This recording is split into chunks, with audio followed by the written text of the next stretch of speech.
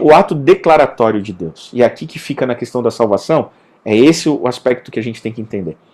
Justiça é quem Deus declara justo. Justiça não é quem se torna ou se faz justo. Quando Deus declara alguém justo, JP e Andreas, acabou.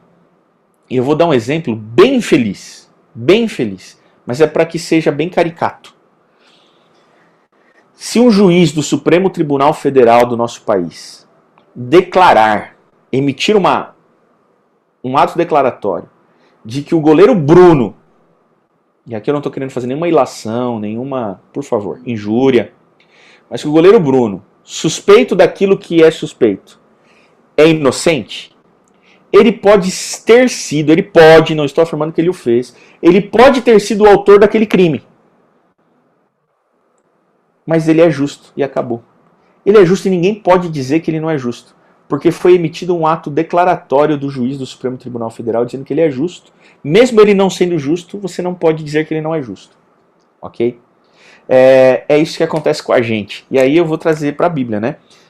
Gênesis 15, verso 6, mas eu vou mencionar Gênesis 15, verso 6, através de Romanos, capítulo 4. Que pois diremos, verso 1 em diante, que pois diremos ter alcançado Abraão, nosso pai, segundo a carne? Porque Abraão foi declarado justo também, Abel, Abraão, entre outros. Porque se Abraão foi justificado por obras, tem do que se gloriar, porém não diante de Deus. Porque nenhum de nós tem do que se gloriar diante de Deus. Pois o que diz a Escritura? Abraão creu em Deus, e isso lhe foi imputado, e isso lhe foi conferido, e isso lhe foi ofertado, e isso lhe foi imputado para a justiça. A fé dele naquilo que Deus fez é que conferiu a ele o ato declaratório de ser justo. Abraão foi declarado justo. Declarado justo. Verso 4 e verso 5. E aí é Paulo de novo, não sou eu, tá? Ora, ao que trabalha, ao que faz por onde, ao que se esforça, ao que faz por merecer, ao que trabalha, ao que é gente boa, obediente, ao que trabalha, o salário não é considerado como favor, e sim como dívida. Então, se você trabalha, você está colocando Deus em dívida com você, e ninguém vai pôr Deus em dívida com você. Logo, para alguns que se esforçam, que são muito em busca dos seus merecimentos, eles estão dizendo para Deus, eles estão dando um recado para Deus o seguinte: veja como eu sou capaz de ser bom. Veja como eu sou capaz de vencer o pecado. Veja como eu sou capaz de resolver o problema. Eu pequei, mas estou resolvendo. Eu estou pegando minhas folhas de figueira aqui e estou fazendo minha roupa. Estou mandando bem. Então o senhor está em dívida comigo, hein? Se o senhor não me salvar, o senhor está errado. Porque eu sou muito bom. Ao que faz por onde, ele está abrindo mão da graça. Ele está abrindo mão da única coisa que vai salvar ele. E aí Paulo vai dizer pior no verso 5. Ele vai dizer assim: mas ao que não trabalha, ao que não faz por onde, ao que não está se esforçando em relação a isso, ao que não merece, ao que não trabalha, porém crê naquele que justifica o ímpio, a sua fé lhe é atribuída como justiça. Ou seja, a salvação é para aqueles que não merecem e não fazem por onde. E não é que não fazem por onde porque são displicentes com a sua vida cristã e espiritual. Não é isso, a gente pode falar disso também. Não é isso o ponto aqui. Não é libertinagem. O ponto é aqueles que se reconheceram que mesmo o seu máximo esforço não é capaz de resolver o problema, então eles se rendem aos pés da cruz de Cristo, humilhados, e dizem: tem misericórdia de mim, Senhor, porque eu sou um miserável, porque aquilo que eu quero, o bem que eu quero eu não faço, e o mal que eu não quero, esse eu faço. Então, tem misericórdia de mim, e eu já entendi, eu não tenho condição nenhuma. Então eu tô parando de tentar, tá bom? Eu tô parando de tentar e eu tô escolhendo apenas confiar de que o Senhor vai resolver esse problema para mim. Isso significa que agora eu vou me dar ao privilégio. E aí Paulo que vai dizer, né? Que diremos, pois? Permaneceremos no pecado, verso 6, capítulo 6, verso 1. Que diremos, pois? Permaneceremos no pecado para que seja a graça mais abundante? De modo nenhum. De modo nenhum. Não é isso. E essa é uma acusação da mais falaciosa que legalistas fazem. Quando você está anunciando a graça, você não está dizendo que você quer liberar geral e tocar fogo na Babilônia. Não é isso. O que você está querendo dizer é: eu já tentei e descobri que não consigo, sou um miserável. Então eu estou escolhendo apostar todas as coisas nele. E eu vou andar com ele. E cara, quando a gente começa a andar com ele, a gente começa a ser transformado pouco a pouco. E é isso que é muito louco dessa relação, porque o processo da justificação é o que ele faz por nós. Então ele nos justifica, ele nos declara justo a despeito de sermos injustos. Ok? Abel não foi impecável, Enoque não foi impecável, Daniel não foi impecável, Noé não foi impecável. Todos esses personagens pecaram. E a Bíblia é muito clara em dizer todos pecaram. Inclusive Enoque, inclusive Moisés, inclusive Elias, inclusive quem foi para o céu lá,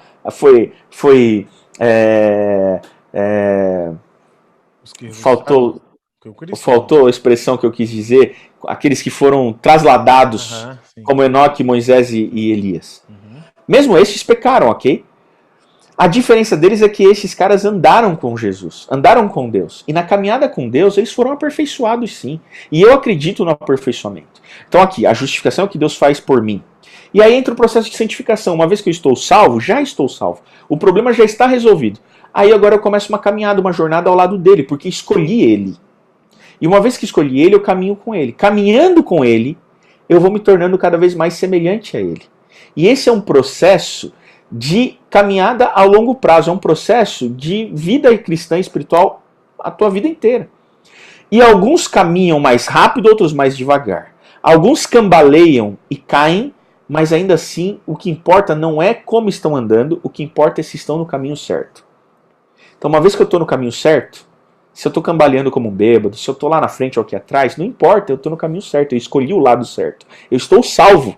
Agora, o meu crescimento depende da minha relação constante com ele. Agora, a isso nós chamamos de processo de santificação, ou de consagração. Esse processo também não sou eu que faço em resposta ao que ele fez por mim. A santificação é o que ele faz em mim, porque é tudo ele. É dele o querer e o efetuar. Justificação é o que ele faz por mim, santificação é o que ele faz em mim. Então a santificação, alguns pensam assim, tudo bem, eu até aceito que pela graça ele perdoa meus pecados pregressos. Mas uma vez que agora eu aceitei Jesus e nasci de novo, a partir de agora é comigo. Não, nunca é com você.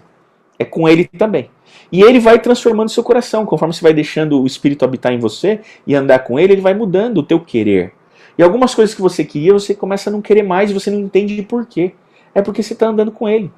E aí vem o que Paulo fala sobre o cristianismo. O cristianismo é a religião da emancipação. O cristianismo é a religião da liberdade. O cristianismo é a religião do tudo pode. E quem fala isso não sou eu, quem fala isso é Paulo, 1 Coríntios.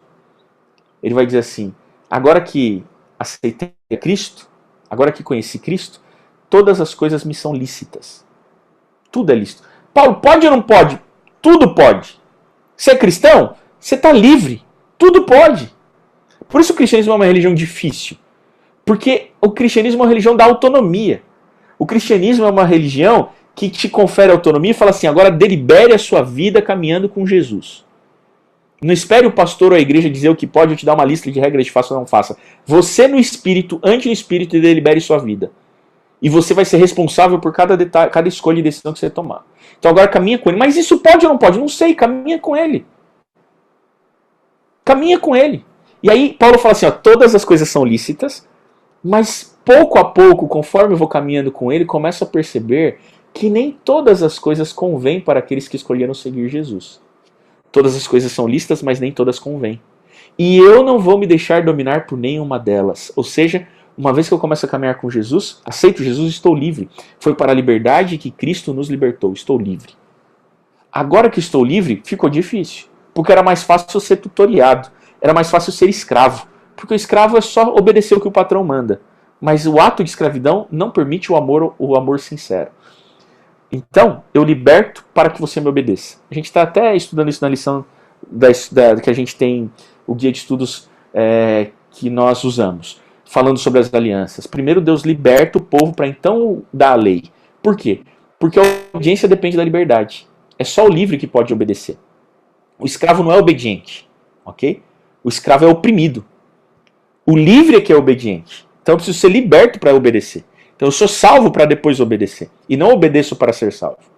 Então, nesse processo de caminhar com ele, eu começo a descobrir o que ele quer. E eu começo a ver que tem coisas em mim que não agradam a ele. E eu começo a pedir para ele, transforma o meu coração, Senhor. Eu entendo que isso que há em mim, que habita em mim, não te agrada. Faz com que eu não queira mais isso. E aí eu vou sendo transformado, porque o Espírito, conforme eu vou permitindo, ele vai mudando o meu ser. E sim, aquele que rouba não rouba mais, aquele que mata não mata mais, aquele que adultera não adultera mais, vive em novidade de vida. Então a transformação ela é necessária, ela é resultado da salvação. Não é assim, fui salvo, era um baita de um criminoso assassino, aceitei Jesus, dele me perdoou, estou salvo, vou continuar sendo um assassino profissional. Não é isso que o Evangelho está dizendo. O Evangelho está dizendo assim, você é livre, inclusive, para continuar sendo um assassino profissional. No entanto, você está caminhando com Jesus, e não vai demorar muito para você saber que isso não está certo. E se for sincero a sua fé nele, então agora você vai pedir que ele te transforme. E aos poucos você vai sendo transformado, ok? E você começa a se espantar nessa transformação. Porque você começa a perceber que coisas que lhe eram muito caras, e que você tinha uma dificuldade enorme de abrir mão, caminhando com ele, gastando tempo com ele, se debruçando no texto sagrado, em tempo de oração, a todo tempo andando com o Espírito, você começa a ver que aquilo vai deixando de ter valor para você, e de repente você já nem liga mais para aquilo, e de repente você já começa a falar, isso não convém mesmo, e eu não vou me deixar ser dominado por isso. Gente, desculpa dizer isso aqui. Até peço desculpas por uma razão. Porque isso soa muito estranho para nós. Sabe por quê? Porque a gente não se expõe ou se arrisca a assumir aquilo que é de mais autônomo na fé cristã. A gente não quer emancipação. A gente quer pertencer a um grupo religioso de correligionários que digam para nós e ditam as regras dessa agremiação religiosa é essa. Faça isso. Sabe por quê? Porque para cumprir as regras da religião, a gente não precisa nem de Deus, nem de caminhar com Jesus. Com esforço próprio a gente faz. Então, como a gente não quer se relacionar com Deus, a gente prefere seguir as regras. A gente tem medo de abrir mão das regras e caminhar com Ele. Porque, na real, a gente não tem tempo para Ele. Na real, a gente não gosta de ler a Bíblia. Na real, a gente não investe tempo em oração. Na real, a gente está totalmente desprotegido.